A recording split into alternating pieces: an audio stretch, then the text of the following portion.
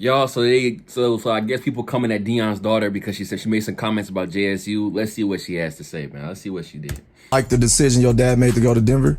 I'm gonna always support my family, whatever they do. So when you hear haters talking about your dad is like, oh, he didn't make the right decision, he should have stayed in, you know. I mean, the thing that people don't know is like, it's more than football in Jackson. Like, when my dad makes a decision, he thinks about all aspects of his kids. People don't realize he actually did have kids that go to the school also. Right. Like, people don't know that it's killings on the campus. Like, every few months. Yeah, they don't know that. People are breaking in the locker rooms, stealing from the students. So it's kind of like my dad gives this much back to the community, but it's like, what is the community giving? Shit, I would have left too. Yeah, and I mean, if he doesn't feel safe there, then I mean... Damn, so he didn't feel safe at all being there? I mean, I don't know what he felt. I'm just saying I wouldn't have felt safe. I don't know what my dad felt. You didn't feel safe whenever you was on campus? I felt safe, but I'm saying for the stuff I would see and hear, it's like scary. I wouldn't. Yeah, you just have to. Like, my dad gave a lot to Jackson for them to be doing stuff like that. Yeah, I didn't like how they was trying to paint a bad picture when he left, because I don't like that, but they do it to everybody, and I always try to tell people when LeBron left Cleveland, they burned his jersey. Yeah. They gonna do that to everybody. And it's like, what more could he have done? He did what all he said he was gonna do. Damn. This video not gonna be very long because we can just get straight to the point. But at the end of the day, I don't like her saying that like they finding dead bodies on the campus and stuff like that, bro. He's making it sound like it's a fucking war zone or something. I don't think Jackson is a war zone. I know the city has some crime issues. Yeah, I know that. Like, there's the stats can back that up, but I don't really think that I don't think that's necessarily a sentiment of how the school is. And stuff like this, you got to be careful what you say, because remember, people are already salty, and they're still salty about what happened with Deion and how he left. Even though me personally, I do think it's still a form of ungratefulness on how some of these fans were acting towards Deion. But the reality of the situation is people are still angry. On top of that, situations like this, you know, they're gonna be saying that, you know, Deion was telling her a whole bunch of stuff and Deion is doing this. You know, like that's how the rumors start. Remember, she's like 31 years old, bro. She's grown. It's a grown woman. So, but the thing is, statements like this, you gotta watch what you say, because things like this, we can easily just fact check what she's saying. And from what I understand, that's not true, bro.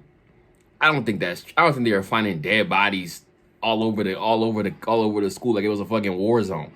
Like, I think, yes, there was a dead body found in a car during the SWAC championship, I think, while they were there. And then the first season I think during the first game of either the regular season or the spring, somebody broke into his office and stole some stuff. And then they broke into his son Shiloh's car while he was there. Which, that's all fucked up. And yes, that definitely doesn't happen to all Power 5 coaches or college football coaches at their schools.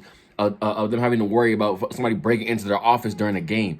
But at the end of the day, it's like, I'm not gonna say the school is unsafe because of a couple of instances. If this was happening every single day to every coach that came in there and people were dying left and right every day at the school, then yeah, that would be a problem, and maybe what she said would be valid.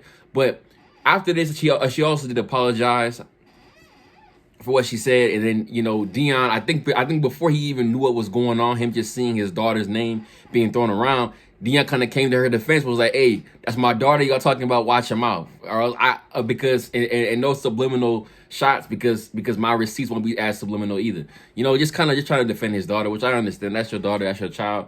You're gonna defend your child at all times. But she was clearly wrong in this situation, and I'm glad she apologized. You know, HBCUs have some issues, but I don't like to just put on issues on people for things that we know aren't true. If it's not true, we're not going to talk about it. Let's not do that. Let's be truthful and have a civil and, you know, honest discussion about how things need to be solved. But I think Coach Prime did his thing at Jackson State. He did what he was supposed to do. Unfortunately, they lost 2 Celebration Bowls back to back. The last one was a little bit. Last one. It was kind of hard to watch because they did lose by only a touchdown in overtime. You know, as much people wanted to make it seem like, oh, well, the team was so unfocused. I'm like, I would have believed that if they would have lost by like 20, but they lost by 7 in overtime. So I don't know how unfocused they really were, but that's whatever, man. Y'all let me know what y'all think in the comment section. Do y'all think DeAndre was right for apologizing, or was she writing her statement in general? What y'all think, man? Y'all let me know in the comment section. I'm gonna leave it there. Make sure y'all like and subscribe. Continue to subscribe to the channel on the road to 1K. by let's say March, April, I'm definitely gonna hit it this year, man. This is the year to hit it. We definitely getting monetized this year. But I'm gonna catch y'all on the next one. Peace.